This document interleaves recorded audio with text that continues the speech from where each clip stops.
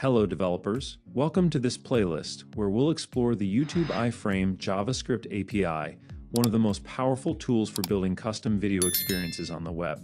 Most people just embed a YouTube video and move on. But when you need control, real control, that default iframe isn't enough. You can't customize the UI. You can't control the experience. And you definitely can't respond to what the video is doing.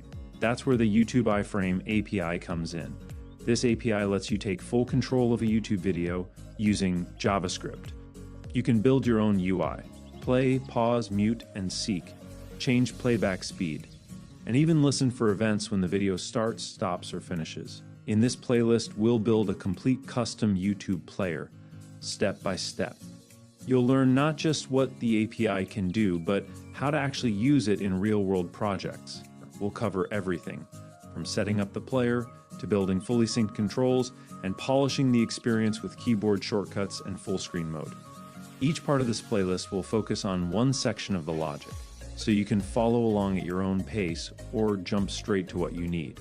And when we're done, we'll do the same thing with the Vimeo JavaScript API, so you'll be ready to build across platforms with full confidence. Let's begin by setting up the HTML structure for our custom YouTube player.